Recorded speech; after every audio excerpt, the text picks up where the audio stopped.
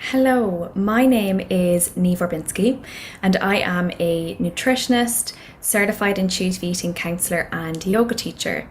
And I work one-on-one with people and in groups to help them rebuild their relationship with food so that they can live healthier, happier and more fulfilling lives. Today I'm going to spend some time talking about your relationship with food and body image. So having a healthy relationship with food can be challenging when you live in a world that teaches you to be smaller at any cost, but it is possible. We all have a relationship with food and it has developed throughout our lives. Unfortunately, many people struggle with some level of disordered eating. Thankfully, clinical eating disorders are quite rare in our society, but the same cannot be said for disordered eating, which is very common, too common, and often goes unchecked. It's the norm in our society and is often seen as exactly that, right? Normal. It's so deeply ingrained in us that we often think it's normal. Even if you don't feel like you have an unhealthy relationship with food and body image, listen up, because this video can still help introduce you to an approach to food and nutrition that will safeguard your relationship with food in the future, whilst also honouring your health. The approach I use in my practice to help people rebuild their relationship with food and body image is called intuitive eating. Now, this is a systematic approach to deconstructing food rules, wiping out food worry and anxiety, and gently relearning how to eat from the ground up, using your own internal signals of hunger, fullness, satisfaction, and overall well-being. This approach builds trust in your body.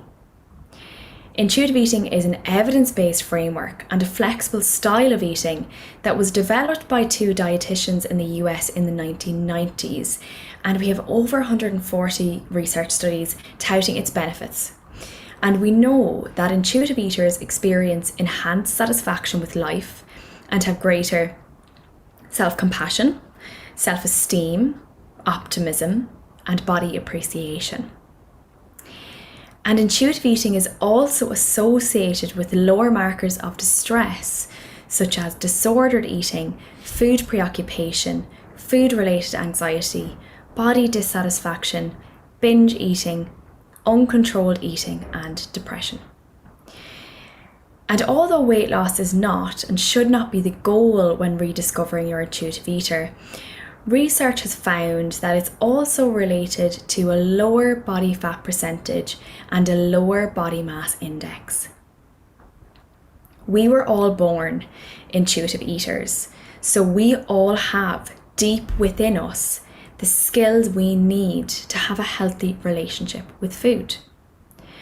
Oftentimes, we just need a little help to unearth them from all the rules we've picked up over our lifetimes. So I'm going to share 3 tips with you as to how you can begin to build a healthy relationship with food and body image. Number 1 is to clean up your social media feed. Have you ever heard the saying, you become who you surround yourself with? This also applies to your social media feed. Your social media feed can have a huge impact on how you feel about yourself and your body. If you are seeing only one body size on social media and your body doesn't match that, you will feel as though you don't belong. Human beings are a tribal species, and to not belong means to die. I'm not kidding, it's literally a human being's worst nightmare. Is it any surprise then that this feeling of not belonging pushes us towards a diet from the belief that in order to belong, we need to emulate a certain body size to fit in with everything we see on social media? From this day forth, I invite you to Marie Kondo your Instagram feed or your social media feed. If an account is not bringing you joy, you have permission to send that person love and compassion, but respectfully mute or unfollow their page. Get rid of those ads that make you feel like your body is not enough. Follow a diverse range of body shapes and sizes to make you feel as though you belong in this world and that you deserve to take up space because you do. I promise that just this first step is going to make such a huge difference. Number 2, tune into your hunger cues. In intuitive eating, rather than looking to external guides like calories and macros to determine your eating habits, we tune into the signals of hunger within the body. Our hunger cues can be loud or they can be subtle and quiet. Hunger can show up in 5 different ways. Firstly, your mood. You may feel hangry or irritable or a little bit snappy. Secondly, it can show up in your energy. You may feel fatigued or sleepy. It may arise in the head through feeling lightheaded, dizzy, or distracted. The stomach is the obvious one. You may experience gurgling or hunger pangs in your tummy.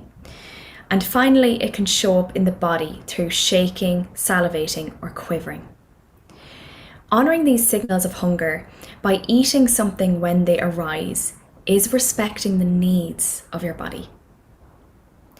And the last and final tip number 3, is to please know that you are enough as you are. The final message I'd like to leave you with is to remember that no matter your body size or shape, you are enough as you are. You are worthy, you belong, and you can have a fabulous, joy-filled, expansive and successful life, whatever size body you were born into. Your worth is not dictated by the number on the scales or what your body looks like on the outside. Your body is the container that carries you through life. So there you have it, 3 ways to begin building a healthy relationship with food and body image. Number 1, clean up your social media feed. Number 2, tune into your hunger cues. And number 3, please remember and know that you are enough as you are.